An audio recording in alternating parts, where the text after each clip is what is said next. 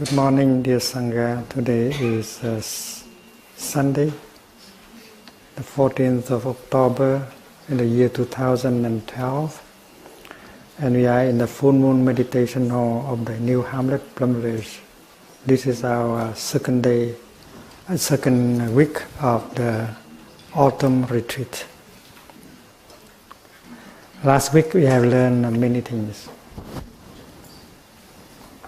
Some of us have left, but many of us still continue with the fall retreat.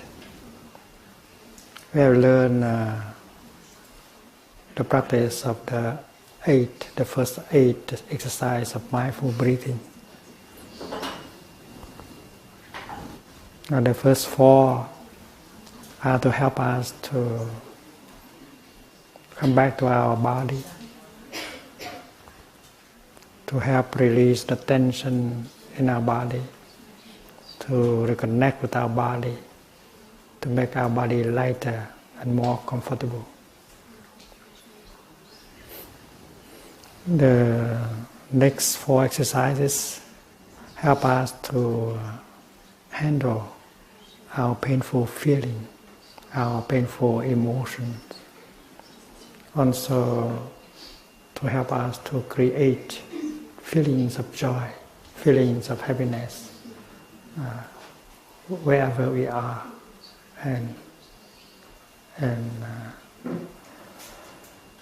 whenever we want.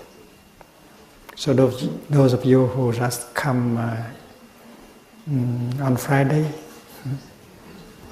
are encouraged to listen again to the 2 Dhamma talks given by Thầy during the last week. It's very basic for the practice, so that Thầy doesn't have to repeat again what Thầy has said in the first and the second Dhamma talk. We know that Mother Earth is not just the environment. Usually we think that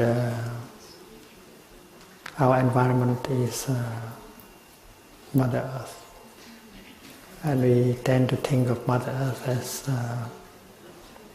matter and not mind. That is a wrong perception. Mother Earth is not matter. She is the mother of all the Buddhas. She is the mother of all Bodhisattvas and saints. Buddha, Jesus Christ, all are children of Mother Earth, and we also are children of Mother Earth. Mother Earth, according to the view of a Buddhist, is a great Bodhisattva, a great enlightened being, full of compassion, patience, understanding and love. Mother Earth is not matter. Mother Earth is also spirit. And how can matter give birth to Buddhas, saints and Bodhisattvas? A Bodhisattva means a living being.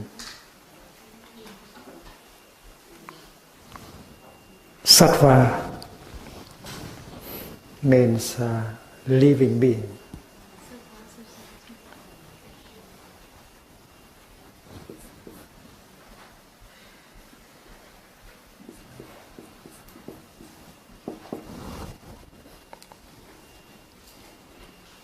And we have to learn to train ourselves to see Mother Earth as a living being.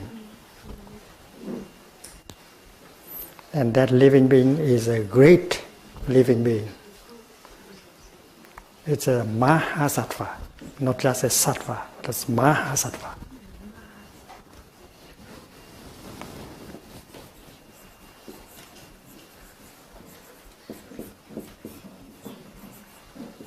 Đại hữu tình.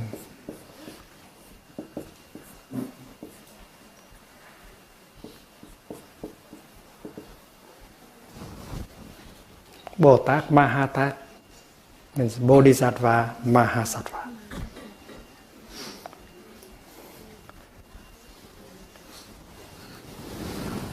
Bodhisattva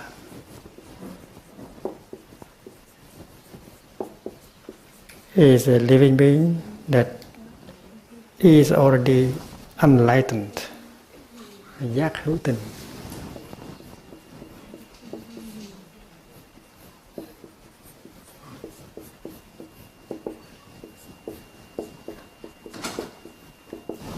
So Mother Earth is an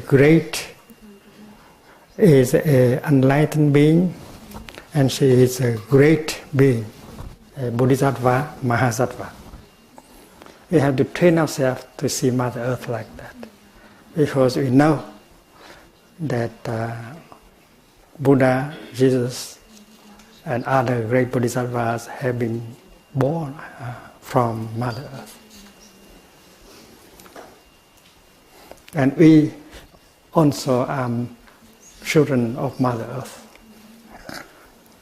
And Mother Earth is not only outside of us, around us. Mother Earth is in us. So we carry Mother Earth within ourselves.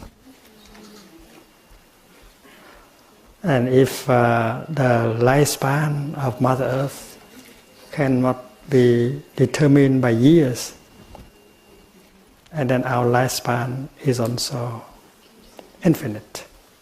We should not be afraid of dying, because our lifespan is the lifespan of Mother Earth. So Mother Earth helps us to manifest in this form, and after some time we go back to Mother Earth and she will help us manifest again in other forms. There's no reason why to be afraid of dying, because we are Mother Earth. We carry Mother Earth in us. If the Mother has that kind of infinite lifespan, and we do have that lifespan also, we have to learn like that.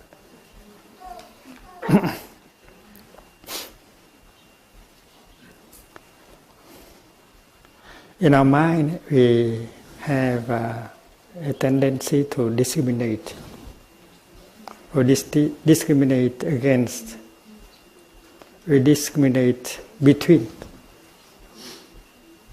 mind and matter. And that is why we ask the question whether mind is a product of matter, and so our matter is a product of mind.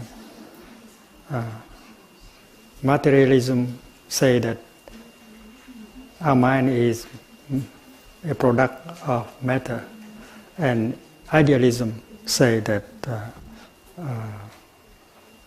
what you see as matter, that's only your mind. So they continue to quarrel and dispute with each other just because they use the mind of discrimination in order to look at things. But in the tradition of Buddhism, mind and matter are not two separate entities. Sometimes they manifest as mind, sometimes it manifests as matter. It's like in subatomic physics, the element particle sometimes express itself as a particle, sometimes as a wave. So to say that it is a particle is wrong. To say that it is a wave is equally wrong. It is both. And this sheet of paper, which has the left and the right, and we know that we cannot take the left out of the right and the right out of the left. You cannot come and take the right and go to Bordeaux and the left to go to Toulouse. No, they are always together. You cannot take them out of each other. And that is the teaching of interbeing in Buddhism. Interbeing means you cannot be by yourself alone. You have to interbe with us. The left has to interbe with the right. The left is not the enemy of the right. The left has to lean on the right in order to manifest herself. And the right has to lean on the left in order to manifest herself. So this is the mind of non-discrimination. But if we continue with our mind of discrimination, we distort everything, and we oppose matter to mind, left and right, and so on.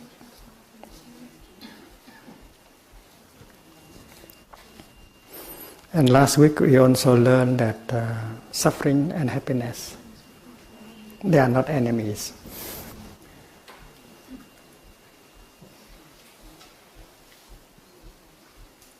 They are. Suffering is made of happiness, and happiness is made of suffering.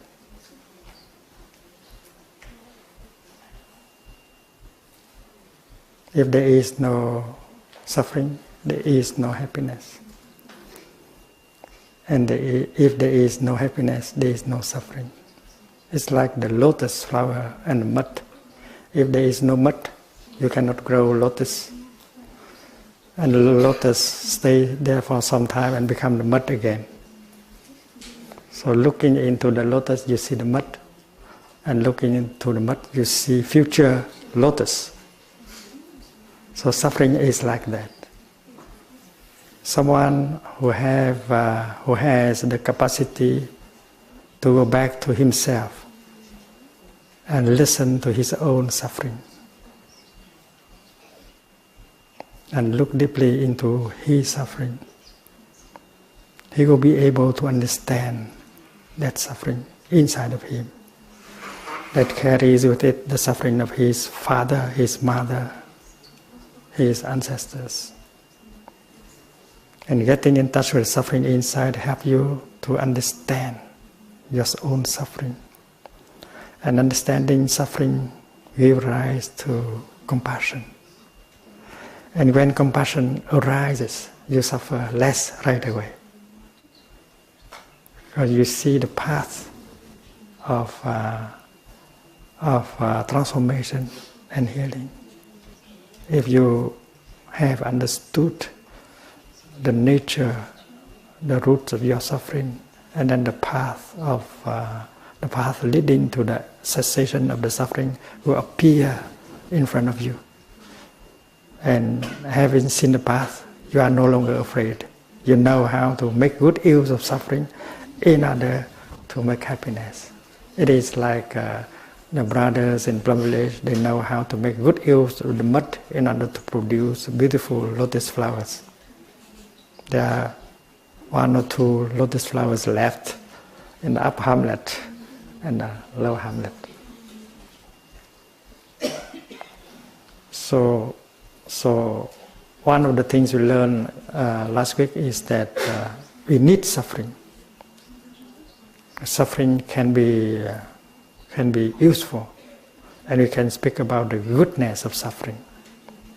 Because going back and listen and understand our suffering, we give rise to the birth of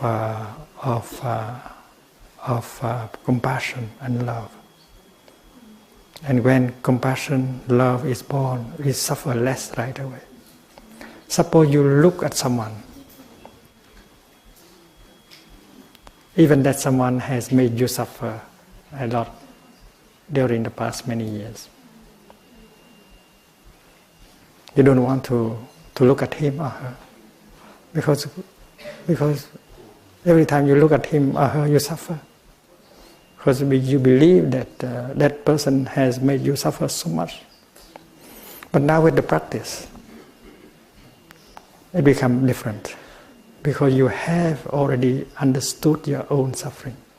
That is why you are capable of recognizing the suffering in him, in her. And you understand why such a person suffers so much. And that person suffers so much and does not know how to handle the suffering. That is why his suffering is spilling all over around. And you are a victim. Maybe he did not want to make you suffer. Just because he did not know how, he does not know how to handle the suffering. That is why he continues to suffer. And because he suffers, you have to suffer. You are the second victim. And he is the first victim of his suffering. So having understood your own suffering, you have compassion, you have insight, and you suffer less. And that allows you to look at the other person. And when you can see the suffering in her, in him, and you understand why that person suffers like that, you are no longer angry at him anymore. And this is the truth. When you look at someone, and if you can see the suffering in that someone, that he is not capable of handling that suffering, you don't blame him anymore. You are not angry at him anymore. Instead, you want to do something and to say something in order for him to suffer less. It means that you have compassion in your heart. And compassion in your heart does not make you suffer anymore. So the practice is how to give birth to compassion. Once you have compassion and understanding, you look at the other person, you see the suffering in him, in her. You are no longer angry at him or her. And you want to say something or to do something to help that person suffer less. So the practice is very effective. You may succeed in just a few days. First of all, you go home to yourself and try your best to get in touch with the suffering inside and listen to the suffering inside of you. Many of us do not want to do that because we believe that it is unpleasant. If you don't know the practice, going back to yourself and getting in touch with the suffering, you might be overwhelmed by the suffering inside. That is why you are always trying to run away from yourself, to get busy, to cover up the suffering inside by consuming. You watch television, you read newspaper, you listen to music, you have conversation, you do everything so that you can be busy enough and not have to encounter the suffering inside. That is the practice of most of us in the world. And that is what the Buddha advised us not to do. Because suffering in us demands to be understood.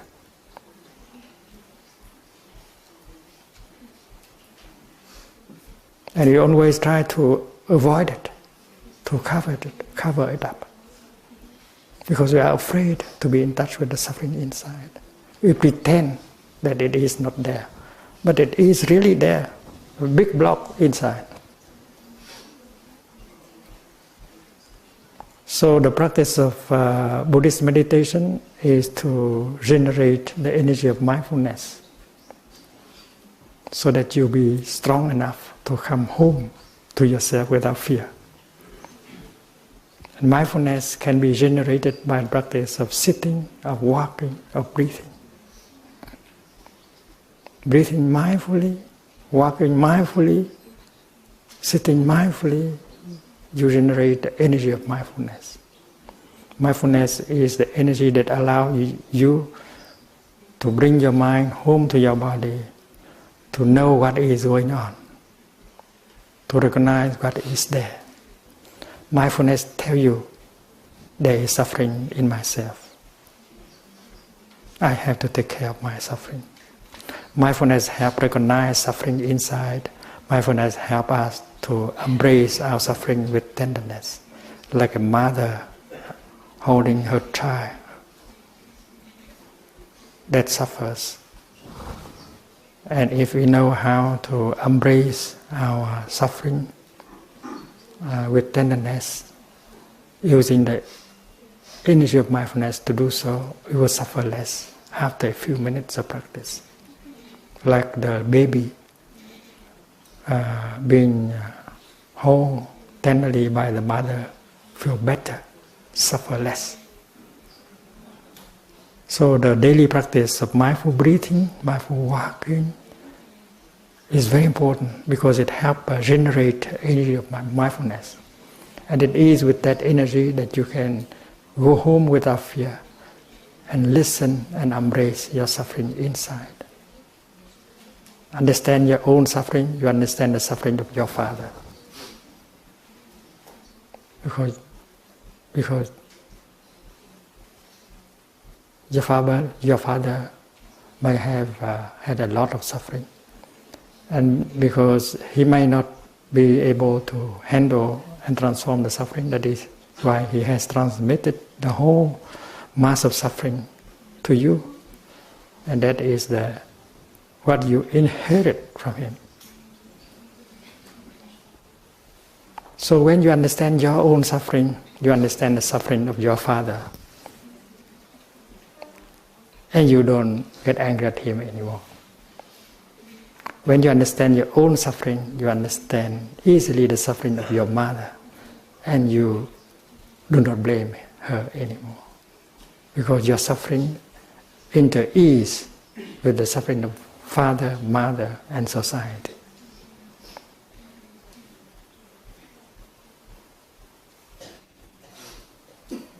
So having understood our own suffering, we begin to understand the suffering of mother, father, ancestors, and our partner. We may have difficulties in the relationship with our son, our daughter, our father, our mother.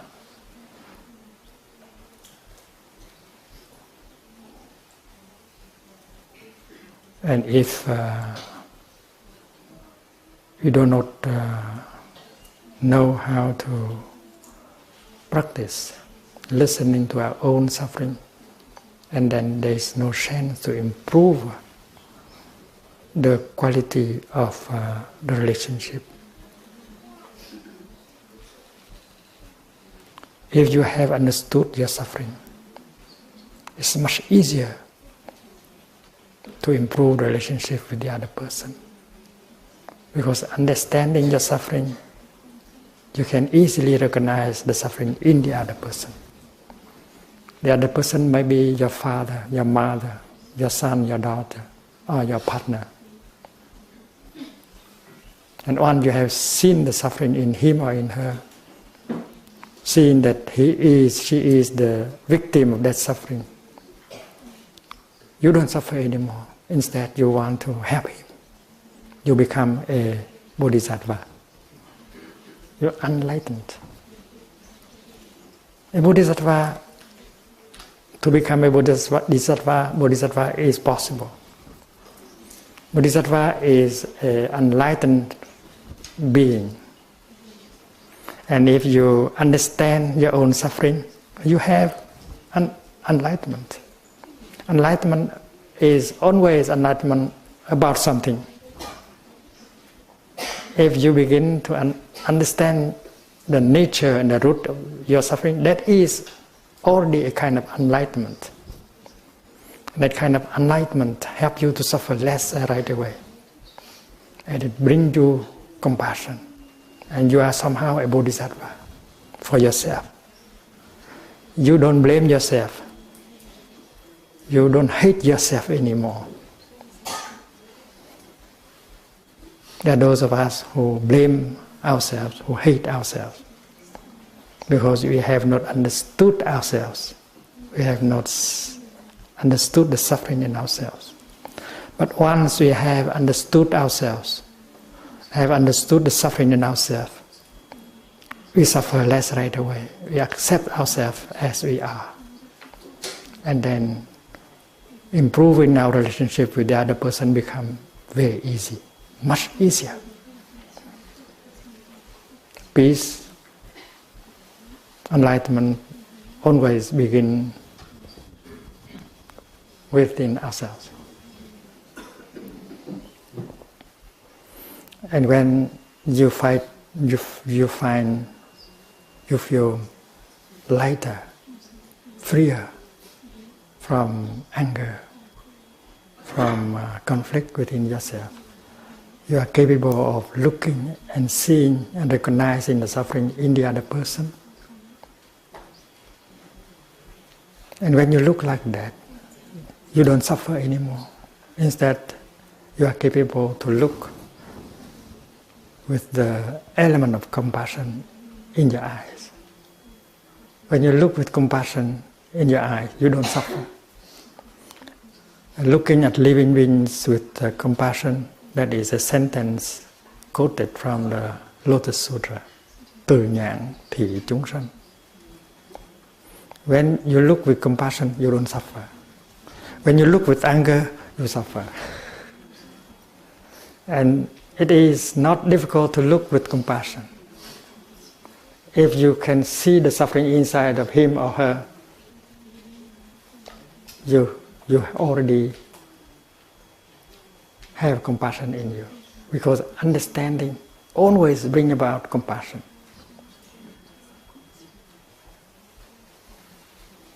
And then you can use the kind of language that can help him. Before that, it's difficult for you to talk to him or to her kindly. Because you are so angry at him, at her. It's impossible for you to speak kindly with him or her. There are children who are so angry at their father or mother. They cannot talk nicely with them.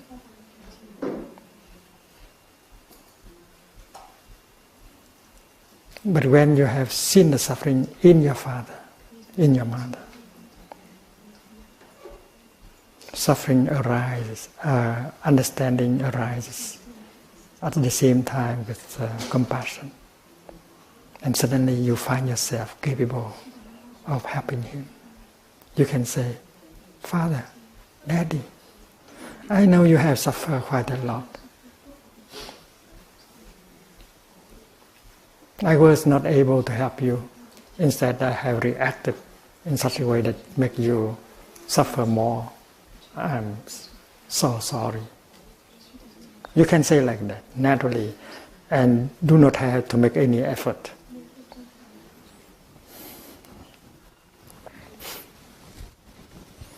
This is the practice of the fourth mindfulness training. Loving peace, loving speech, and deep listening. A bodhisattva is someone who can talk, he can speak with a kind of language called gentle, loving speech. A bodhisattva is someone who can listen with compassion. And if you train for 3 days, you might become a bodhisattva. And you might talk to him or to her with that kind of language. And you might listen to him, to her with that kind of compassion. You don't have to practice 10 years in order to do that. A few days may be enough. Father, Daddy, I know you have suffered so much in the past many years. I was not able to help you to suffer less. Instead, I have reacted angrily in such a way that make the situation worse. Daddy, it's not my intention to make you suffer. That's only because I did not see the suffering in you. I did not understand the suffering in you.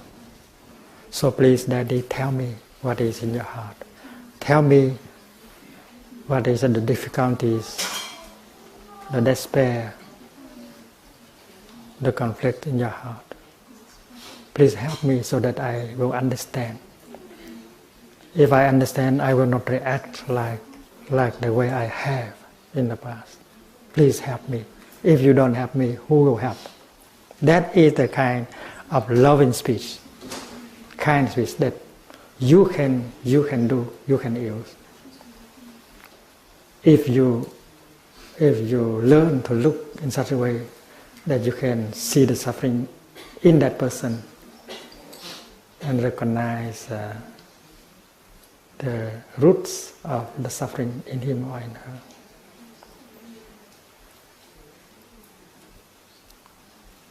It's like a doctor. If the doctor does not see the sickness, the nature of the sickness, he cannot help, she cannot help the patient. It's like a psychotherapist. If she does not understand truly the suffering, the cause of suffering of her patient, she cannot help. That is why understanding suffering is a crucial practice in Buddhist tradition.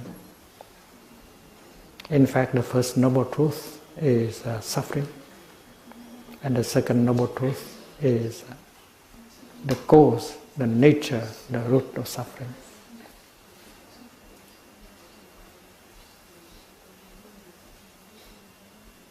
And then if you are able to say like that, the other person will open his heart and tell you what is in his heart. And now you have an opportunity to practice deep listening, to practice compassionate listening. Compassionate listening is a wonderful practice.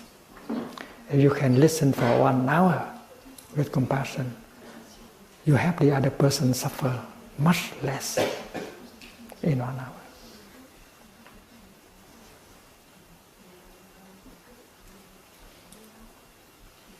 And compassionate listening is a kind of listening that has compassion as the essence. Because if you do not practice mindfulness of compassion, you cannot listen very long. You may have a good intention to listen to him, to her, in order to help him or her suffer less. Your intention may be very good, but if you do not know the practice of mindfulness of compassion, and then you may lose your capacity of listening, because what the other person say may be full of wrong perceptions, may be full of bitterness, accusation, blames, and that may touch off irritation and anger in you, and you lose your capacity of listening to him or to her. That is why you have to train yourself first before you begin the practice with him or her. You have to got the time to look and to see the suffering in him, in her. And you must be ready before you practice. And during the time the practice, you should maintain the mindfulness of compassion alive. Mindfulness of compassion means you are aware, you remember that you listen to him or to her with only one purpose, that is to help him or her empty their heart and suffer less. I am listening to him with only one purpose, to help him to suffer less. Therefore, even if he says wrong things, if he is bitter, if he blames, I still continue to listen.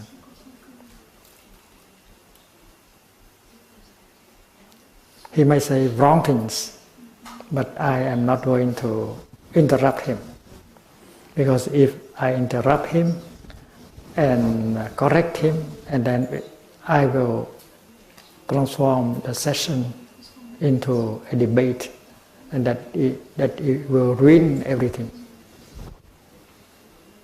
So breathe in and out mindfully during the whole session of listening, and remember just one thing: listening to that person, I only have a purpose. Give him a chance to suffer less. Just remember one thing throughout the session. And you can tell yourself that his misunderstanding, his judgment, based on prejudices and misunderstanding. In a few days, I will have a chance to offer him some information so that he can correct his perception, but not now. Now is only to listen.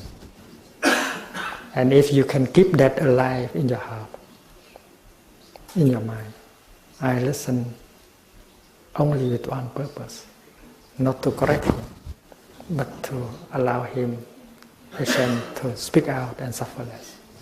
Just that. It's called mindfulness of compassion. And if you can keep your mindfulness of compassion during 1 hour, when you listen to him or to her, you are a bodhisattva. Because the energy of compassion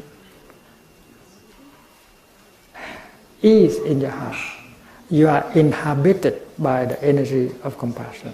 You are safe.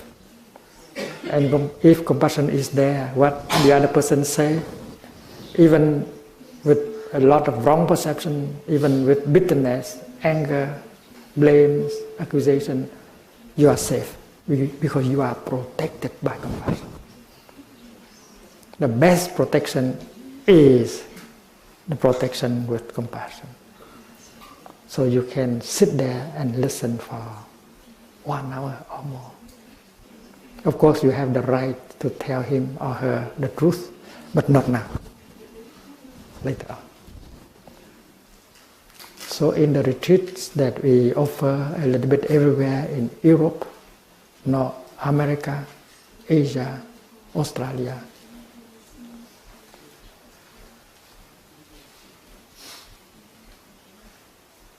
on the 5th day of the retreat, we always propose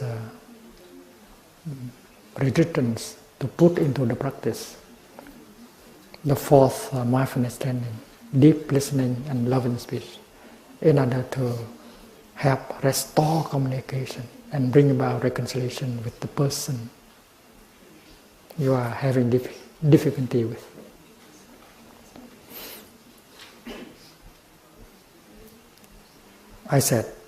We said, because there are many Dhamma teachers that are offering mindfulness retreats a little bit everywhere. And many of the Dhamma teachers in Plum Village have just offer retreats of mindfulness on the theme of applied ethics in Bhutan.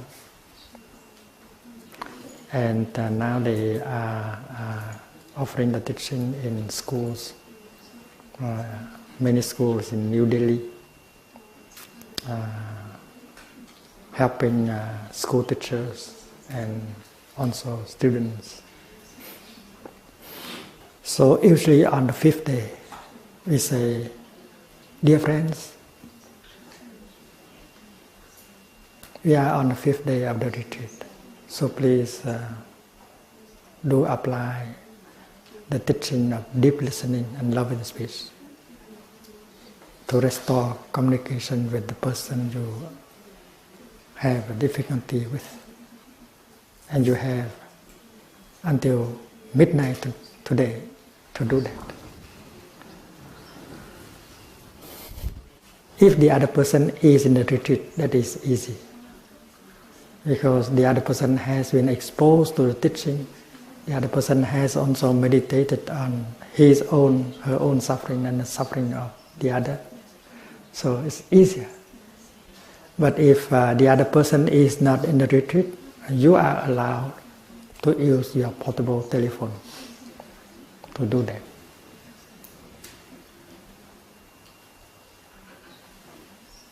In a retreat in Hong Kong,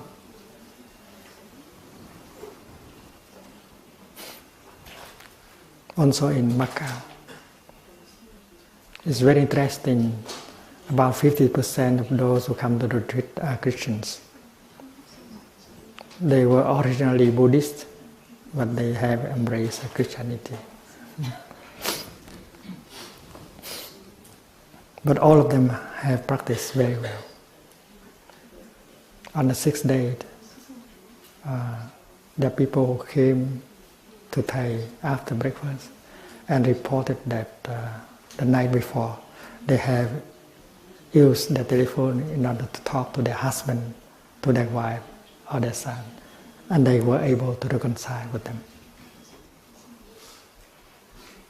And the same thing happens always in our retreats in Europe and America. I still remember that retreat in Oldenburg, north of Germany. In the morning of the sixth day, 4 gentlemen came to me and reported that the night before they had used their telephone and practiced with their father, and all of them have been able to reconcile with their father. One of them said, "Dear Thầy, it's wonderful. In the beginning of the retreat, I could not believe that I can talk to my father like that. I was so angry at him. I didn't want to look at him.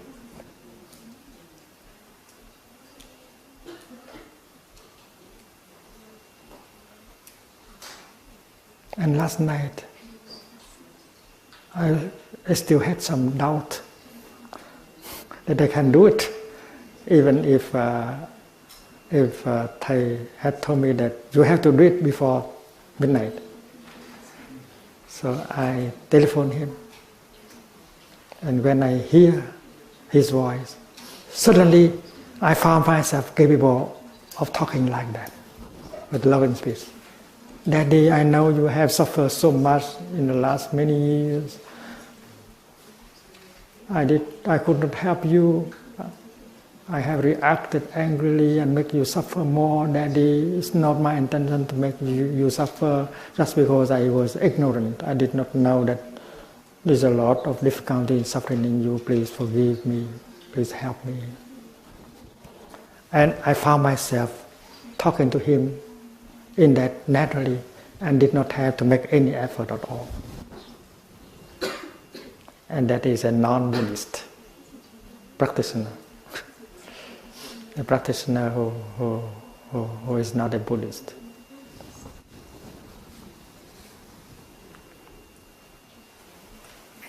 I know there were more than 4 people in the retreat who had succeeded. But that morning only 4 German gentlemen came to me and reported like that. So reconciliation is possible. You can end the difficult, we should not allow that kind of difficult relationship to go on, month after month, year after year. It is possible to stop. And the miracles of transformation and healing and reconciliation always happen in our retreats. The practice of mindfulness. So so that you can be strong enough to go back to yourself and listen to your own suffering. To look deeply into the nature of your suffering. That allow compassion to arise so that you can accept yourself. Have compassion with yourself. And then you have the chance to look at the other person. In a sitting position, you can look at him or her, even if he is not there, she is not there, and see the suffering that that person has gone through so many years. And you see compassion arise in your heart. You know, that is good practice. And you are motivated by the desire to go back to help him or her. It means there is a transformation happening in the retreat. And that gentleman told Thầy, dear Thầy, after the retreat, this retreat, the first thing I will do is to go and visit my father.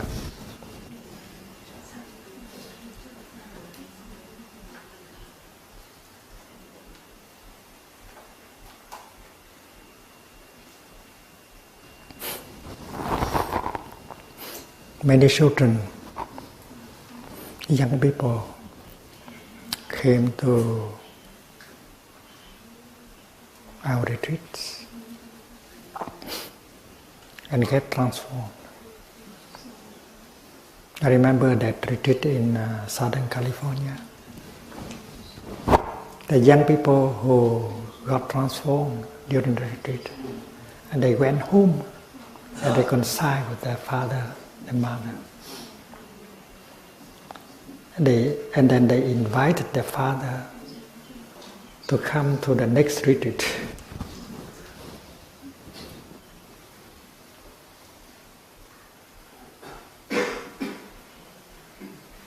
There was a lady who lived in Washington, D.C. She was about to commit suicide because she was overwhelmed by despair.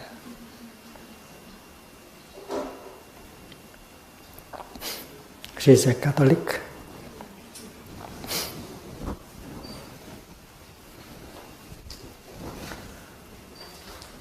She did not see any hope. She has had that idea of killing herself for several times.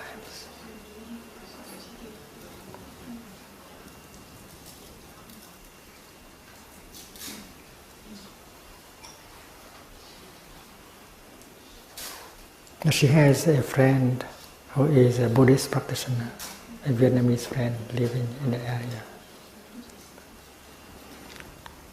And she used to tell her the suffering, her suffering. She had a very difficult relationship with her husband and also their 3 children.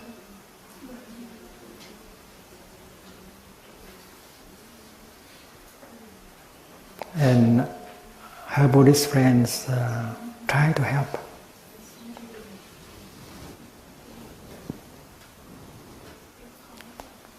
And that friend has a tape, a cassette,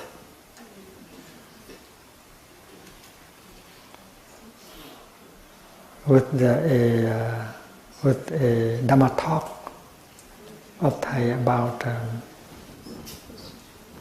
deep listening and loving speech. At that time there was no CD, so the Dhamma talk was recorded on cassette. And she tried, dear friend, listen to this cassette. And the lady refused. Well, she believed that she is a Catholic and she should not listen to this stuff, Buddhism and so on. It's not right to learn about another religion. So she refused. And one night she was on the verge of despair, and she wanted to kill herself. She telephoned her friend. And that lady, that Buddhist lady said, it's okay to kill yourself, but first come and see me. I want to see you for last time. And then take a taxi, because her husband took the car and went somewhere. Take a taxi. So she wanted to go and to say goodbye to her friend in order to before going to kill herself.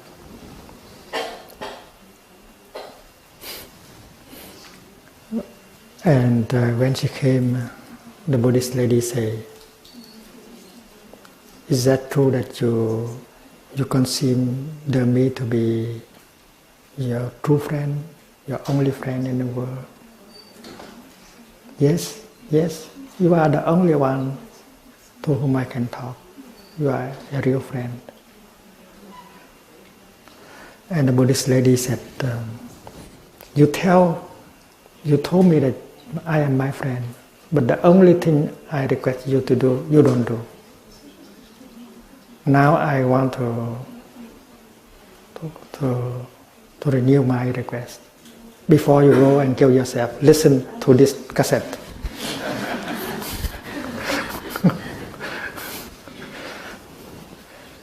And then the Catholic lady said, well, it's okay. Before dying, I should satisfy the wish of death.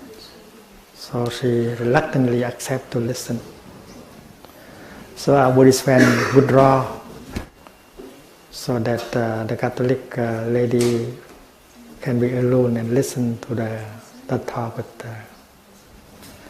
But she was absorbed in the Dhamma talk, and she got enlightened during the time to listen to the Dhamma talk. The Dhamma talk is about the practice of deep listening, compassionate listening, and loving speech. And after having finished the cassette, she wanted to go and practice right away. She has the element of hope in her eyes, and that is why when her friend came, she saw the transformation. Dear friend, I'm going home and put this into the practice.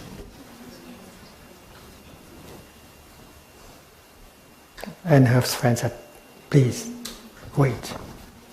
In order to practice, you have to train yourself for a number of days, so that you make sure that your success will be your practice will be successful.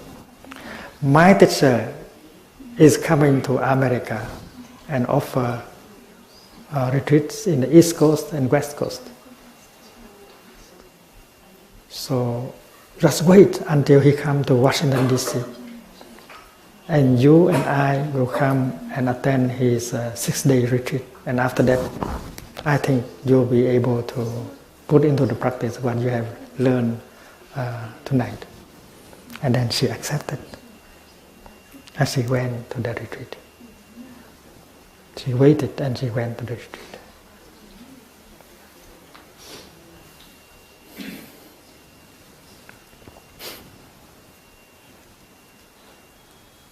And she learned how to breathe, how to calm her emotion, her feeling, to release tension in her body, how to recognize the beauties, the refreshing and healing elements around. She learned how to listen to her own suffering, and she found out that her suffering is not only created by the other person. She has herself created a lot of wrong perceptions, anger and so on. And she saw that she is co-responsible for her suffering. Before that, she thought that all her suffering has been created by her husband only. And she thought that her husband does not suffer he just make her suffer. But now the understanding is quite different. She was able to see the suffering in her husband. It's quite an achievement. You see the suffering inside, but you can see the suffering in the other person. And you see your part of responsibility in making the suffering here and there. And it takes 3-4 days in order to do so.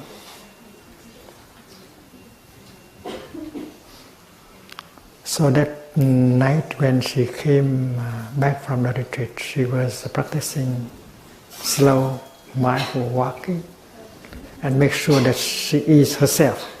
She was herself. And she came and sit close to him, which is something very new. Came and sit to him for a long time, and then she began to talk. My husband, I know you have suffered so much during the past many years. I could not help you. I have made the situation worse. It's not my intention to make you suffer. Just because I did not understand, I did not see the suffering inside of you. It's not my intention to make you suffer. It's my ignorance. So please help me. Tell me of your suffering, your difficulties, your despair. Please help me. If you don't help, who will help me? She was able to talk like that. And her husband began to cry like a baby. Because there are so many years she had not talked to him with that kind of language. The beginning is very beautiful relationship. But because you don't know the practice, you have to transform love into something else. Hate, anger, despair. Now it's time to restore, to transform. And that night was a very healing night for both of them. They reconciled. After the retreat in Washington, D.C., we also offer a day of mindfulness for a few thousand people. Both of them came with their children. And after the walking meditation, we had a chance to meet them, the whole family. And she told us the whole story. Otherwise, we would not have known the story. She told us about that story.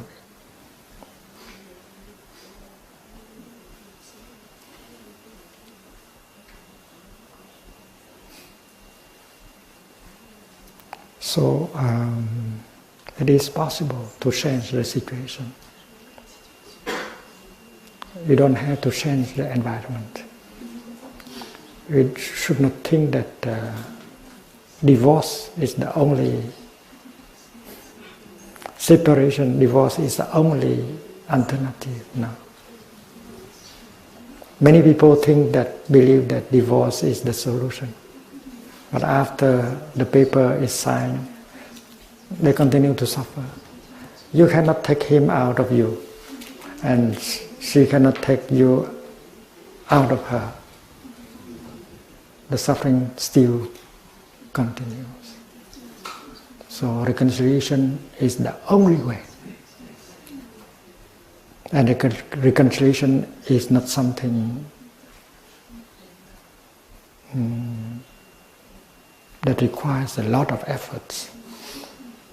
You do not have to force yourself to reconcile. You are saved not by grace, but by understanding. In Buddhism, we speak of salvation in terms of understanding. Understanding is a kind of grace. Understanding, first of all, is to understand suffering. the first noble truth. And when suffering is understood, we suffer less. Compassion arises. And with that understanding and compassion, we can repair the damage we have caused. We can restore communication. We can bring back reconciliation and happiness. And this is possible with the practice. And if we have friends who know the practice, that will support us, like that lady in Washington, D.C. She is a Catholic. She has not studied a lot of Buddhism, but she was successful in her practice because she had a friend. And many of us who are Buddhists, but maybe we cannot do as well as that Catholic lady, because we have